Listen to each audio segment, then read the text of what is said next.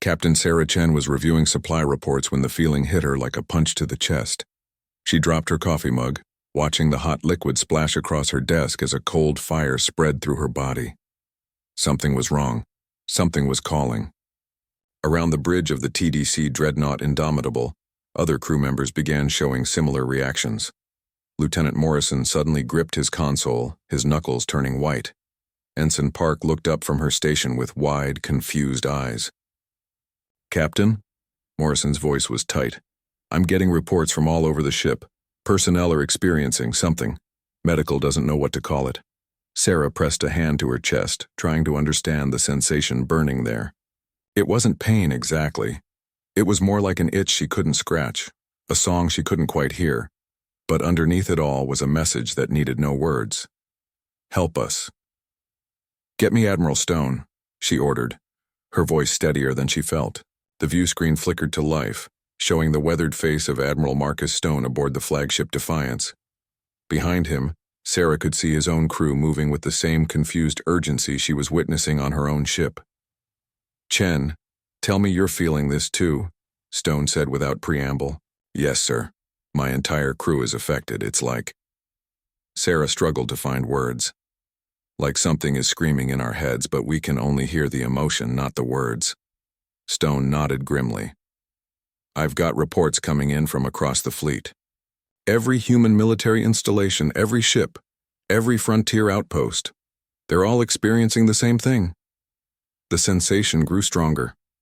Sarah found herself thinking about coordinates, about jump calculations to a system she had never heard of. The urge to move, to fight, to help was becoming overwhelming. "Admiral, I'm plotting a course to..." She paused, checking her navigation console. "To the Zephyrian system. I don't know why, but that's where this is coming from." "Zephyrian system?" Stone frowned.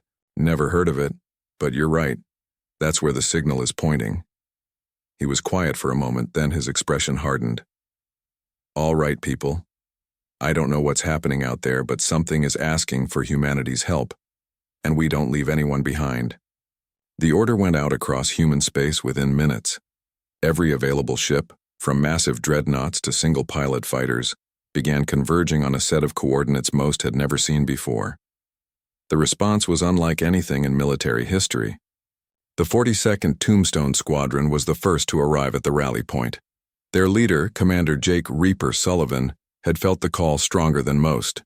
His squadron had been conducting training exercises near the outer rim when the sensation hit. Within an hour, they were burning hard toward unknown space. "Reaper 1 to all units," Sullivan's voice crackled over the comm. "We've got visual on the target system, and it's not good." Sarah's ship dropped out of hyperspace 10 minutes later, joining the growing fleet of human vessels. Through the view screen, she could see what Sullivan meant. The Zephyrian system was under attack. Alien ships unlike anything in human databases filled the space around the third planet.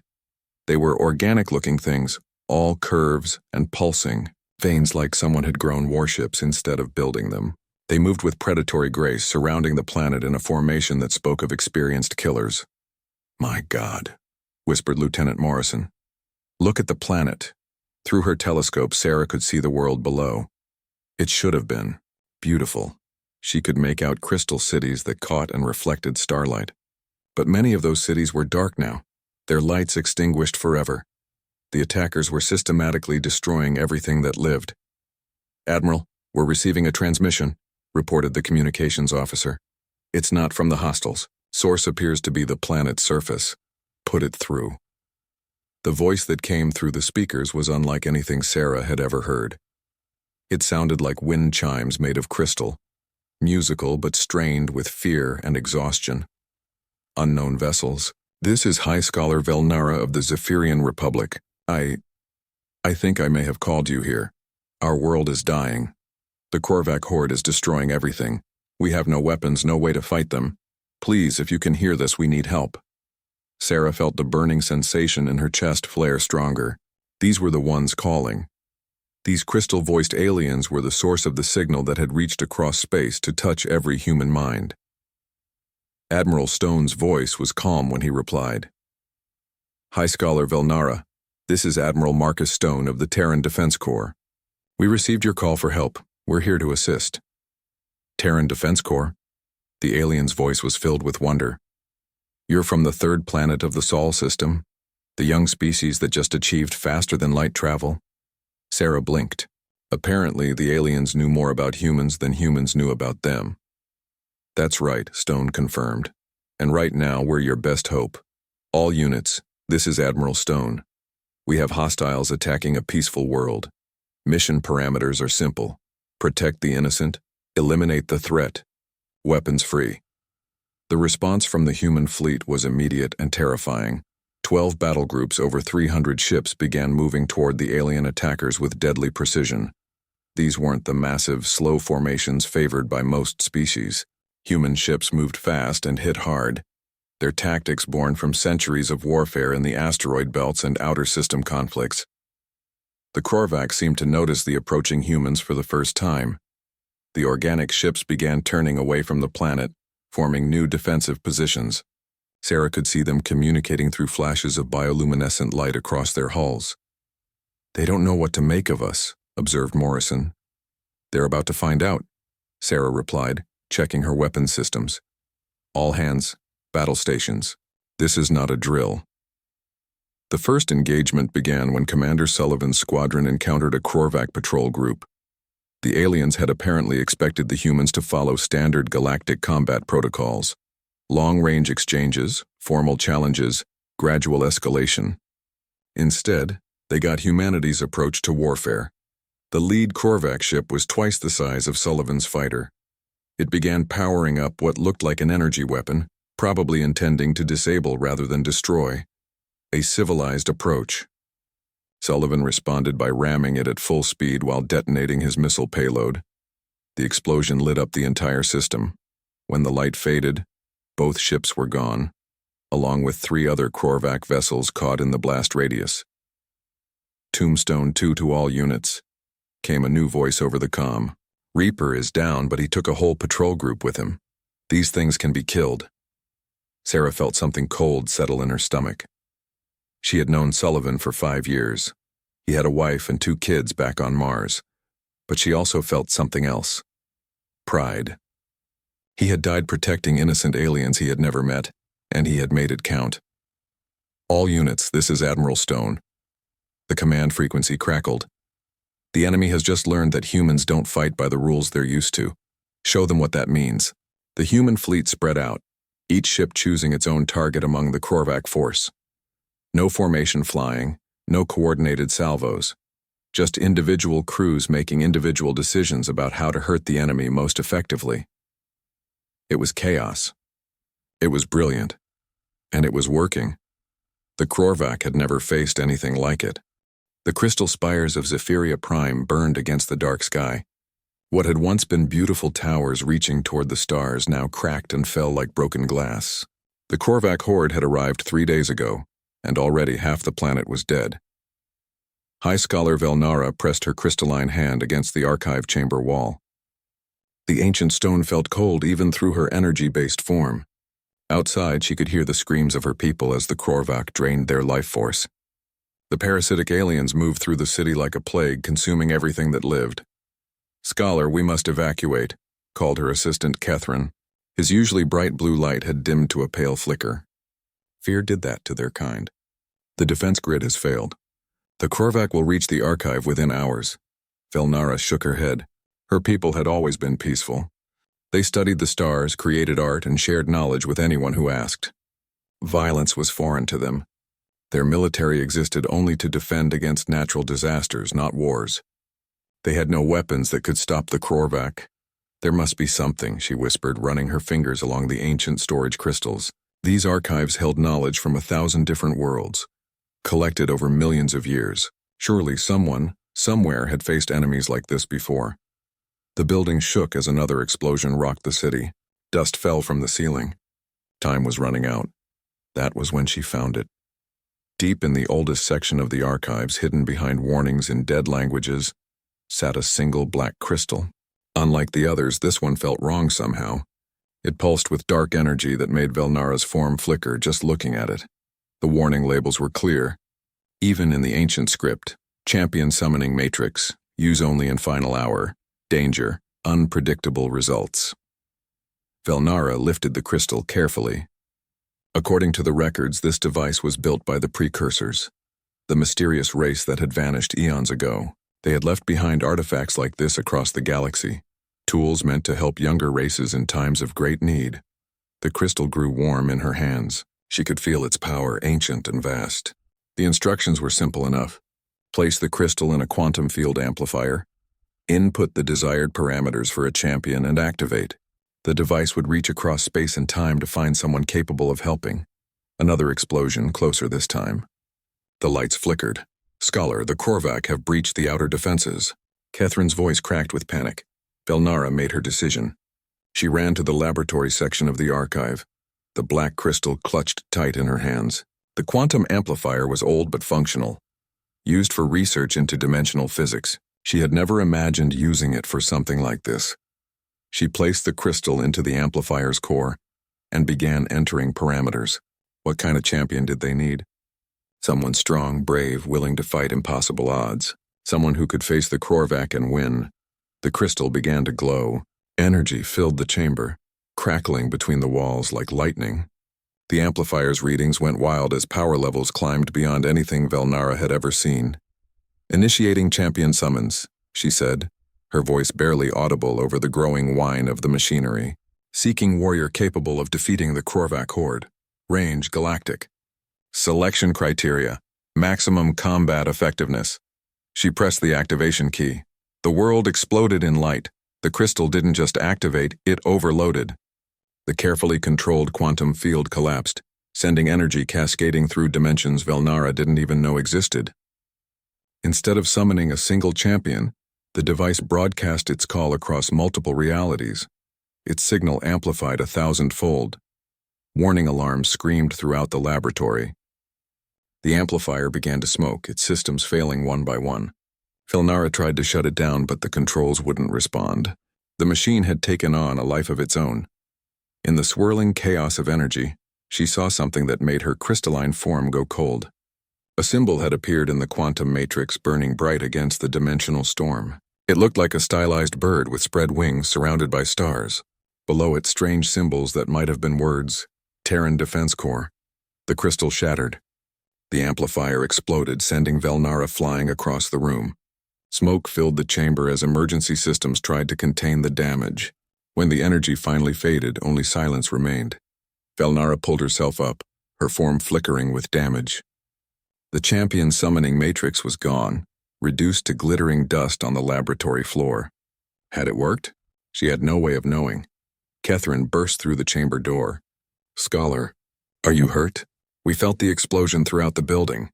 "I'm fine," Velnara said, though she wasn't sure that was true. "Did the device work? Did we summon help?" Before Catherine could answer, new alarms began sounding. These weren't the emergency warnings from the laboratory. These were the city's defense sensors detecting something in space above them. Velnara and her assistant rushed to the observation deck. Through the crystal dome, they could see the night sky above Zephyria Prime. The Korvac ships hung in orbit like ugly scars against the stars, their biomechanical hulls pulsing with stolen life energy. But something was wrong. The Korvac vessels had stopped moving. They hung motionless in space as if waiting for something. "What are they doing?" Catherine asked. Velnara activated the archive's sensor array, scanning the space around their planet. At first, she saw nothing unusual. Then the readings began to change. Energy signatures were appearing at the edge of the system, dozens of them moving fast, very fast. "Unknown contacts detected," the computer announced in its calm voice. "Configuration unknown. Technology unknown. Estimated arrival time 6 minutes. Velnara stared at the display. Whatever was coming, it was big. The energy readings suggested ships, but unlike anything in the galactic database. The signatures were strange, aggressive somehow. They moved with purpose and speed that seemed almost angry. Could it be reinforcements? Catherine asked hopefully. Maybe the Galactic Council finally decided to help us. Velnara shook her head. She had sent dozens of requests for aid to the Council. They had all been denied. The Council preferred not to get involved in conflicts with species like the Korvac. Too dangerous, they said. Too costly, but this was something else. The champion summoning matrix had worked, but not in any way the precursors had intended. Instead of calling one hero, it had apparently called an entire fleet. The question was, whose fleet? Above them, the Korvax ships began to move again, forming defensive positions. Even they could sense that something was coming, something that made ancient parasites nervous. Velnara watched the approaching energy signatures and felt a strange mix of hope and fear. The Matrix had summoned champions, but champions of what? Were they about to be rescued? Or had her desperate gambit simply called a different kind of doom down upon them? In 5 minutes she would have her answer. The crystal spires of Zephyria Prime still burned, but now they were no longer alone in their fight. Something was coming through the dark between stars, and it was coming fast. The Korvax Queen Mind had consumed over 1,000 worlds in her long existence. She understood prey species well. How they panicked, how they begged, how they eventually broke under the weight of inevitable defeat. She also understood the occasional predator species that fought back, following predictable patterns of dominance and submission. She had never encountered anything like these humans. The first human ship to engage her forces had destroyed itself and taken 5 of her vessels with it. No negotiation, no attempt to preserve its own existence, just pure calculated destruction. The Queen Mind replayed the engagement through her bio-neural network, trying to understand what she had witnessed. The human pilot had looked directly at her flagship through the view screen before detonating his weapons. In that brief moment, she had seen his eyes. There was no fear there, no desperation, only a cold determination that made her ancient consciousness shiver. These creatures fought like they wanted to die. Captain Sarah Chen's ship, the Indomitable, engaged the Korvax left flank 30 seconds after Sullivan's sacrifice. Her approach was more methodical than the Tombstone Squadron's kamikaze run, but no less devastating. The human dreadnought cut through Korvax formations like a blade through silk. Target their biomechanical joints, Chen ordered her weapons officer. Those organic ships have weak points where the living tissue connects to the mechanical systems. How can you tell, Captain? Asked Lieutenant Morrison. Because everything alive has weak points, Chen replied, watching another Korvax ship break apart under focused fire. It's just a matter of finding them. The Korvax tried to adapt. They began targeting human ships with their energy drain weapons, the same tools they used to consume planetary populations. Against most species, this would have been devastating. The bioweapons would latch onto enemy vessels, slowly draining their power and crew life force until nothing remained. The humans responded by overloading their reactors and ramming the attached parasites. Crazy bastards, muttered Chief Engineer Rodriguez, as he watched another human corvette explode in a ball of nuclear fire. They're using their own ships as grenades. It's working, Chen observed. The Korvax formation was falling apart, their ships trying to maintain distance from an enemy that treated suicide as a valid tactical option. Down on Zephyria Prime, High Scholar Velnara watched the battle through her damaged sensors. Her crystalline form flickered with disbelief as she witnessed the human fleet's approach to combat. They're destroying themselves, whispered Catherine. These humans, they're sacrificing their own ships to hurt the Korvax. No, Velnara corrected softly. They're not destroying themselves. They're choosing how they die. There's a difference. The Zephyrians had always been peaceful. Their culture valued preservation of life above all else. The idea of deliberately ending one's existence was almost incomprehensible to them. But as she watched the human ships fight, Velnara began to understand that these beings operated by different rules entirely. To humans, apparently, how you died was just as important as how you lived. The battle reached a turning point when the human fleet encountered the Korvax flagship. The massive bioship was the size of a small moon, its hull covered in weapons that could crack planets. It had been the Queen Mind's personal vessel for millennia, carrying the accumulated power of 1,000 conquered worlds. Admiral Stone's ship, the Defiance, approached it alone. Admiral? That thing is 50 times our size, warned his tactical officer. Our weapons can't penetrate that hull.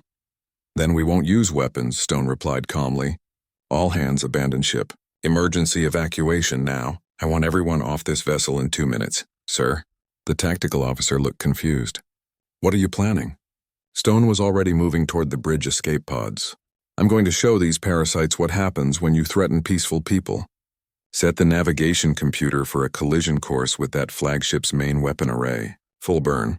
Admiral, that's suicide. No, Stone said, his voice carrying the same cold determination Sullivan had shown. That's warfare. The evacuation was swift and efficient. Within 90 seconds, the Defiance was empty except for Stone himself.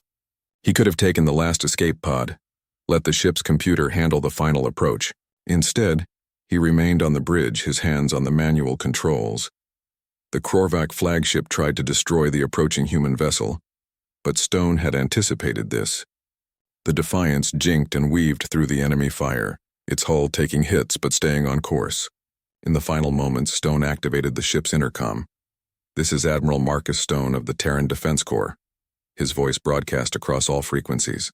"To any Korvac listening, you picked the wrong species to mess with." The Defiance struck the flagship's main cannon at full speed. The antimatter drive detonated on impact, sending a chain reaction through the biomechanical systems. The massive weapon array exploded, taking a third of the flagship with it. The Queen Mind screamed. For the first time in her existence, she felt genuine pain. Not the temporary discomfort of losing drones, but actual harm to her core self. The flagship was part of her body, an extension of her consciousness. The human admiral had just cut off one of her limbs, but that wasn't the worst part. The worst part was that he had done it deliberately, knowing he would die. The Queen Mind had encountered brave species before, creatures that would fight to the last defender. But this was different. This human had chosen death as a weapon. Captain Chen felt the Admiral's death like a physical blow. Through her view screen, she could see other human ships responding to Stone's sacrifice. The entire fleet seemed to move with renewed fury, their attacks becoming more desperate and more creative. "All units, this is Captain Chen assuming fleet command," she announced. "The Admiral showed us how it's done. Now let's finish what he started." The human response was unlike anything the Korvac had ever witnessed. Ships began working in pairs, one vessel drawing fire while its partner lined up killing shots. When conventional weapons proved insufficient, humans started improvising.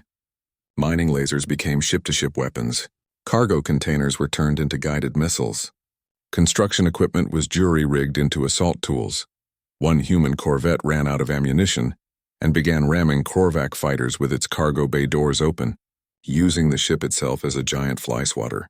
Another vessel, its weapon systems destroyed, started broadcasting the most annoying music in human history at maximum volume, disrupting Korvac bio-neural communications. The Queen Mind tried to understand these creatures' tactical doctrine, but there didn't seem to be one.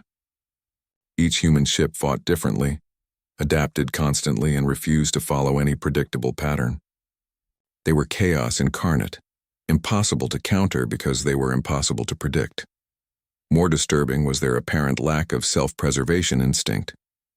When cornered, most species would surrender or attempt to flee. Humans just got angrier. "Contact the human fleet," the Queen Mind finally ordered her communications drones. "We must negotiate."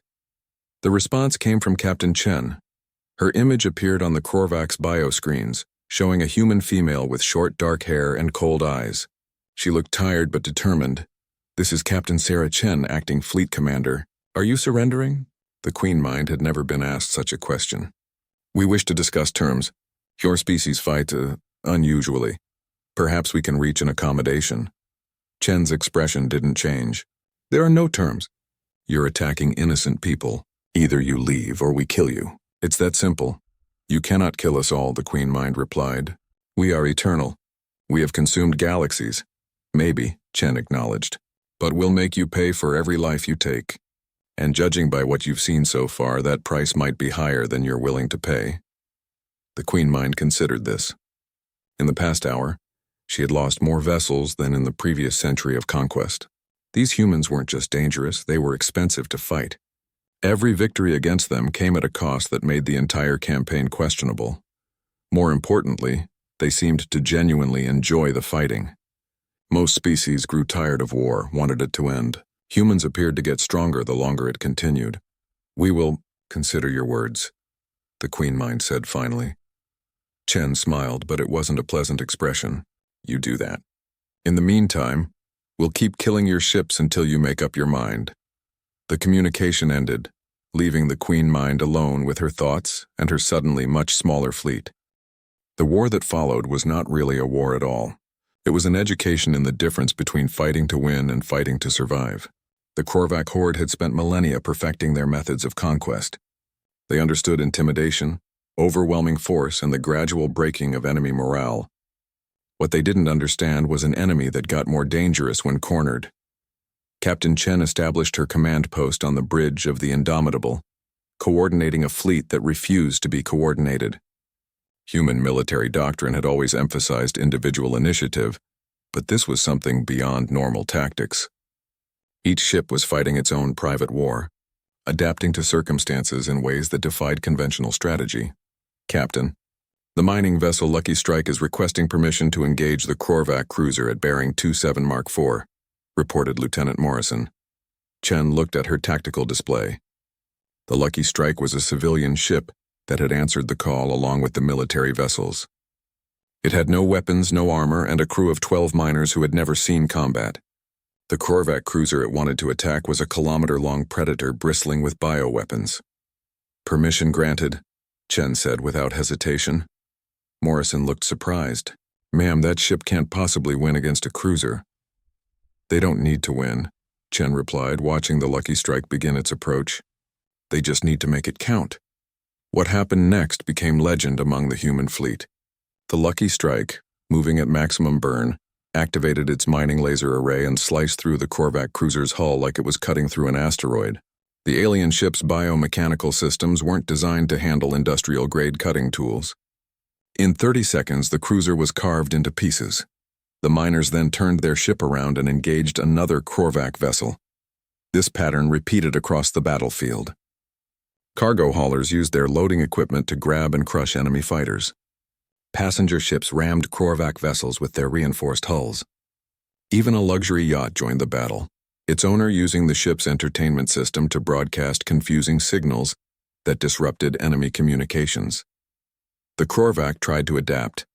But how do you prepare for an enemy that turns cruise ships into weapons? Down on Zephyria Prime, High Scholar Velnara watched the impossible battle unfold. Her people had been saved by beings they had never met, creatures who fought with a ferocity that terrified and amazed her in equal measure. Scholar, Catherine approached her observation post. The human commander is requesting communication. Captain Chen wishes to speak with you. Velnara activated the communication array. The human woman who appeared on her screen looked exhausted but alert. Her uniform was torn in places and there was a bandage on her forehead. High Scholar, Chen said. We've cleared most of the Korvac from your immediate area, but we need information. Are there other worlds under attack? Other people who need help? You would continue fighting? Velnara asked. Even after saving us? Your people have already died for strangers. Chen's expression softened slightly. Ma'am, that's what we do. We help people who can't help themselves. Are there others? Velnara consulted her data crystals. The Korvac attacked 17 systems in this sector. Most have fallen silent. We believe the populations were consumed. Then we need to move fast. Chen turned to someone off-screen. Morrison, get me fleet positions. I want to know which ships are still combat-capable. Captain, Velnara interrupted, you cannot fight the entire horde. They number in the thousands. What you see here is only a small portion of their force. Chen looked back at the screen. Then we'll fight the thousands. One ship at a time if we have to. The human fleet began moving before the communication ended. Ships that could barely fly limped toward the next system, their crews patching holes and jury-rigging weapons. Others, too damaged to continue, used their remaining fuel to ram the largest Korvac vessels they could find. The 42nd Squadron, now under the command of Lieutenant Maria Santos, had taken the heaviest losses. Of the original 12 ships, only 3 remained operational. Santos had been Sullivan's wingman, and she carried his aggressive tactics to their logical extreme. Tombstone 4 to all units, she announced over the comm. We're going after that biofactory ship. Anyone who wants in, form up on me. The biofactory was a massive Korvac vessel that could grow new ships from captured organic matter. It was heavily defended and considered nearly invincible by galactic standards. Santos approached it with 2 damaged fighters and a cargo hauler full of mining explosives. The plan was simple. Get close enough to plant the explosives, then detonate them inside the factory's core. The fact that this would almost certainly kill everyone involved was not considered a drawback. Santos, that's suicide, warned Captain Chen over the comm. No, ma'am, Santos replied, her voice calm. That's Tuesday. The attack began with the cargo hauler drawing fire while the two fighters slipped around the factory's defensive perimeter. Santos managed to dock with the bioship's hull and personally carried the explosives into its core chamber. The last transmission from her fighter was brief. "Tell my kids I made it count."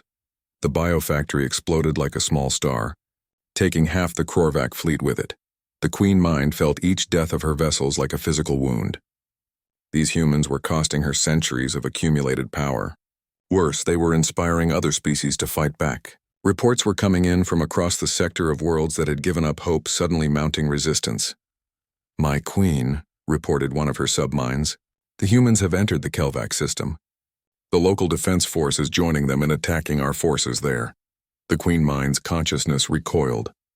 The Kelvac had surrendered 3 days ago without firing a shot. Now they were fighting alongside these insane Deathworlders using human tactics against her ships. It was spreading.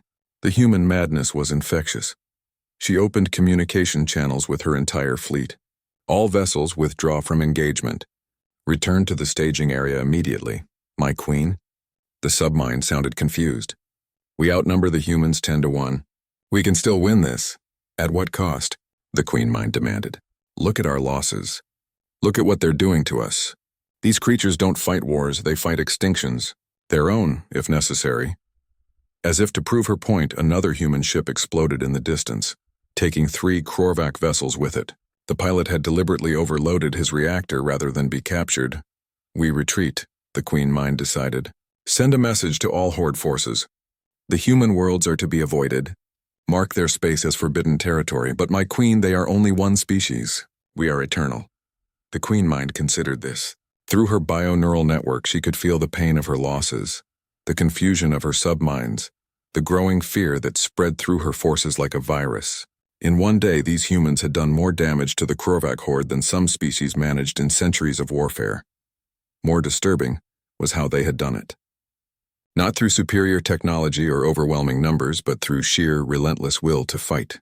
They treated death as a tool, sacrifice as strategy, and the impossible as merely difficult. "You're wrong," she finally replied to her submind. "We are not eternal. We are simply very old. But these humans, they don't care about age or power or inevitability.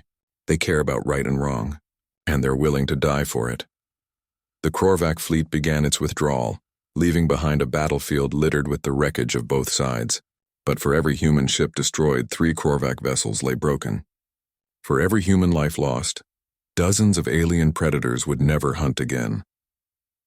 Captain Chen stood on her damaged bridge and watched the enemy retreat. Her fleet was battered, many of her people were dead, but they had won. More importantly, they had sent a message that would echo across the galaxy. Humanity had arrived, and they were nobody's prey. 3 weeks after the Battle of Zephyria Prime, Admiral Marcus Stone's replacement arrived at the system. Admiral Rebecca Hayes had commanded the Outer Rim Defense Force for 15 years, but nothing had prepared her for what she found when she dropped out of hyperspace. The space around Zephyria Prime had become a graveyard of ships from a dozen different species. Human vessels floated alongside Korvac bioships, both sides having bled themselves nearly dry in the fighting. But scattered among the wreckage were other vessels: Zephyrian crystal ships, Kelvac defense platforms, even a few ships from species Hayes didn't recognize. "Captain Chen," Hayes called over the communication array. "Status report." Chen's image appeared on the view screen, and Hayes had to hide her shock at the woman's appearance. The acting fleet commander looked like she had aged years and weeks. Her uniform was patched and stained, her face marked with exhaustion and old injuries. "Admiral Hayes," Chen said formally, "the immediate threat has been neutralized. The Korvac fleet has withdrawn from this sector. Local species are secure." "Local species, plural?" Hayes noted. "My reports show you were only supposed to be rescuing the Zephyrians." Chen's expression didn't change. "The Korvac had attacked 17 systems, ma'am. We couldn't save the Zephyrians and leave the others to die. It wouldn't be right." Hayes looked at her tactical display. According to the reports she had received, Chen's fleet had fought running battles across 7 different star systems, each time picking up survivors and resistance fighters from the local populations. What had started as a single rescue mission had become a sector-wide liberation campaign. "Captain, you exceeded your authority by approximately 1,000%. "Yes, ma'am." Chen didn't apologize. Hayes found herself smiling despite the situation. Well done, Captain. Well done. The aftermath of humanity's first major galactic conflict was unlike anything anyone had expected. Within days of the Korvac withdrawal, ships began arriving from across the galaxy. Not warships, diplomatic vessels, trade ships, and simple civilian craft carrying beings who wanted to meet the species that had faced down the Horde and won. High Scholar Velnara found herself serving as an unofficial ambassador, helping translate between human concepts and alien understanding. The task was more difficult than she had anticipated. They want to know about your military doctrine, she explained to Captain Chen as they walked through the restored crystal gardens of Zephyria. Prime, how you coordinate such effective tactics. Chen looked uncomfortable. We don't really have a doctrine. Each captain makes their own decisions based on the situation. But how do you ensure unity of purpose without central control? We all want the same thing, Chen said simply. To protect people who can't protect themselves. Everything else is just details. Velnara's crystalline form flickered with confusion. In her experience, all military forces required rigid command structures and detailed planning. The idea of an effective military based entirely on shared values seemed impossible. Your people died for us, she said finally, for strangers they had never met, whose names they didn't even know. How is this possible? Chen stopped walking and looked up at the alien stars. Because someone needed help. That's all the reason we needed. The implications of humanity's arrival began spreading across the galaxy within weeks. Trade routes that had been closed for decades due to pirate activity suddenly reopened as word spread that the humans were patrolling them. Species that had lived in fear of more powerful neighbors began to feel hope for the first time in generations. The Galactic Council, the loose confederation of advanced species that claimed to govern civilized space, found itself in an unprecedented situation. They had refused to help the Zephyrians, declaring the Korvac threat too dangerous to engage. Now a species they had barely heard of had not only defeated the Horde, but liberated an entire sector. Council Speaker Threndar, a being of pure energy from the Ascended Collective, called for an emergency session. Representatives from 200 species gathered in the great amphitheater on Concord, stationed to discuss what they were already calling the human problem. These creatures are dangerous, announced Representative Kolk of the Hegemony Union. They fight without regard for their own survival. They refuse to follow established protocols. They're unpredictable. They're also effective, countered Elder Yith of the Crystalline Assembly. Her people, distant relatives of the Zephyrians, had received reports of the human rescue operation. When was the last time any of us successfully opposed the Korvac Horde? The debate raged for hours. Some representatives argued that humanity should be contained, their expansion limited before they could disrupt the established galactic order. Others suggested that they should be recruited, their military abilities harnessed for the greater good. Speaker Threndar finally called for order. The question before us is simple. What do we do with a species that treats warfare as a form of humanitarian aid? The answer came from an unexpected source. Deep in Korvac space, the Queen Mind was having similar discussions with her subminds and allied species. The ancient parasite had spent weeks analyzing the human tactics, trying to understand what made them so effective.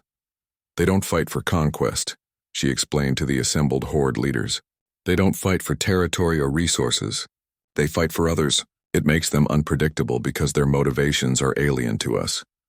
The Drakmar Consortium, longtime allies of the Korvac, had sent their war leader to the meeting. Surely they can be defeated. No species is invincible. Perhaps the Queen Mind acknowledged. But at what cost? We would lose thousands of ships for every system we took from them, and they would never stop fighting. Even if we conquered their worlds, they would continue resisting until we had exterminated their entire species. She paused, her ancient consciousness weighing possibilities. And that assumes they wouldn't find ways to hurt us even in defeat. These humans seem to regard posthumous revenge as a legitimate tactical option. The war leader's exoskeleton clicked nervously. What do you suggest? Avoidance. We mark human space as forbidden territory.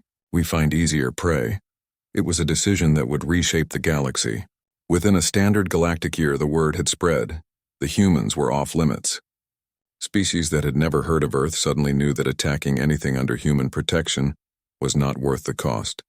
but the humans themselves were just getting started. Captain Chen, promoted to admiral after Hayes recommended her for the position, found herself coordinating humanity's response to dozens of distress calls. The quantum message that had originally summoned them to Zephyria Prime seemed to have opened a permanent channel. Wherever someone needed help, humans seemed to know about it. "Admiral," her communications officer reported, "we're receiving a distress signal from the outer spiral. The Vorthan Empire is attacking civilian populations on 3 different worlds." Chen looked at her fleet roster. She had 40 ships available, all veterans of the Krorvac campaign. The Vorthan Empire fielded over 1,000 vessels, including some of the most advanced warships in the galaxy. "Signal the fleet," she ordered. "All units prepare for jump. We have people to save." Her staff exchanged glances. The tactical officer finally spoke up. "Ma'am, the odds are impossible. Even if we win, we'll lose everything." Chen smiled, and for a moment she looked exactly like Admiral Stone had in his final moments. "Then we better make sure we win in a way that counts." As the human fleet prepared to jump to another impossible battle, word of their mission spread across the galaxy. The Zephyrians sent volunteers to join them. The Kelvac contributed ships. Even species that had never met humans began offering support to the growing coalition. High Scholar Velnara, now serving as humanity's unofficial galactic ambassador, watched the departure preparations from her crystal gardens. She had studied thousands of species over her long life, but none had prepared her for humanity. They were a young species, barely past their first steps into space. They had no great technologies, no ancient wisdom, no mystical powers. What they had was something far more dangerous: the absolute refusal to let others suffer if they could do something about it. The quantum summoning matrix that had called them to Zephyria Prime was gone, destroyed in its first use, but Velnara suspected it was no longer needed. The humans had found their purpose in the galaxy, and they would pursue it with or without mystical assistance. She watched Admiral Chen's ship disappear into hyperspace, carrying its crew toward another hopeless battle against impossible odds. Behind them, they left a sector filled with free worlds and grateful populations. Ahead of them waited whatever crisis needed humanity's particular brand of solution. The galaxy had gained something it had never known it needed: a species that would fight anyone, anywhere, for the simple reason that someone needed help, and they were just getting started. In the depths of space, other distress signals were already broadcasting, reaching toward the small blue world that had somehow become the galaxy's emergency response service. And on that world, ships were launching, crews were volunteering, and another impossible mission was beginning. Because that's what humans did. They helped.